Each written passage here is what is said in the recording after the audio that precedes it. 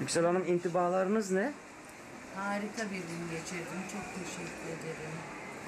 Hele bu yağmurdan yağmurdan sonra. nasıl huzur verdi. Çok. Sanki bütün her şeyi, yorgunluğu silip götürdü. Çok güzel. Denizin rengine çok Fakat- nasıl bütünleşti, bak görüyorsun değil mi? Enfes. Yani açık Sanki koyu değil, yakamız hepsi var mavi. gibi. Hepsi mavi oldu değil mi? Evet. Mavi lacivert oldu. Ve ufuk ne kadar güzel Koyu gözüküyor, gri. görünüyor. Yalnız Yüksel Hanım, bu mevsim şu anda kış değil biliyorsunuz.